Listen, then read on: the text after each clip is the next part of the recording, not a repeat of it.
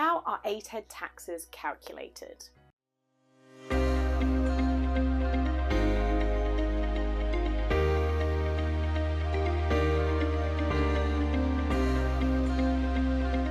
Hi, I'm Kimberly Shapcotts, qualified chartered accountant, property investor and entrepreneur.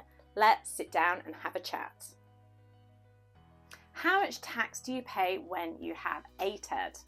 Well, ATED kicks in from 500,000 and then each different banding has different tax rates.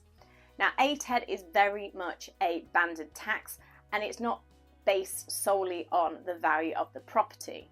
It's simply based on which banding you fit into.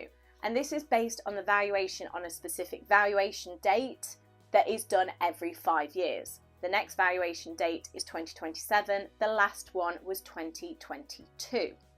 The accounting period for ATED is from the 1st of April through to the 31st of March each year, and then you report your ATED return in April, the year at the end of the accounting period that we've just done.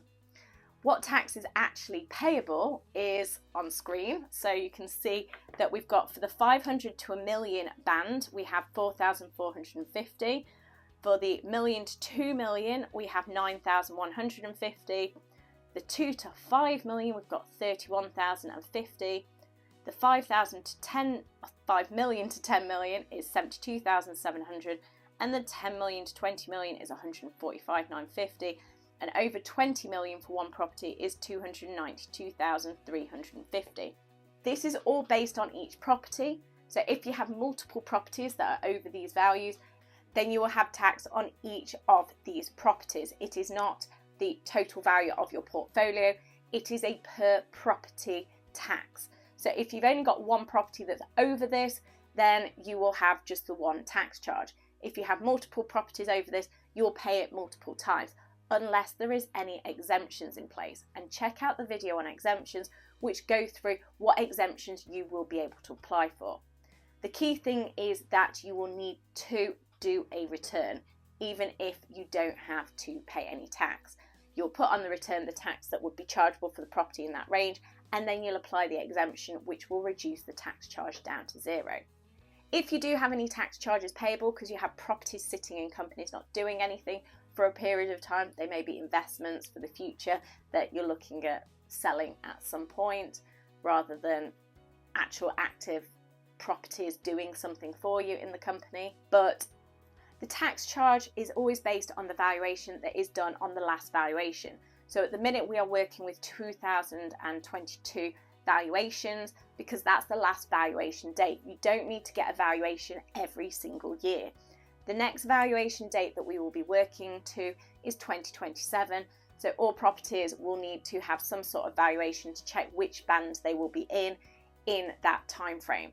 So it may be at the moment that you've bought a property, refurbished it, got it up to a higher value. So maybe you've got a 6, 7, 8 bed HMO that's worth 500,000, but you've bought it since 2022, done the work, and it's not over 500,000. It's now over 500,000, but it wasn't at the last valuation date. That property will likely come in to the ATED regime in 2027 when that valuation period kicks in. Even if there is an exemption, as we've said, you'll be in that band, you need to have done the check and you'll need to do the return. Obviously, if that's not actually doing anything, it's not trading, it's just a property that is worth 500,000, then that will have an ATED tax charge, as we've noted today in what the tax charges are per the banding. It's a very simple tax, it's a very simple return to complete, but we just need to know what the value of the property is on the valuation date, so at the minute 2022 valuation date, calculate what tax is within the banding, and then the return gets dealt with.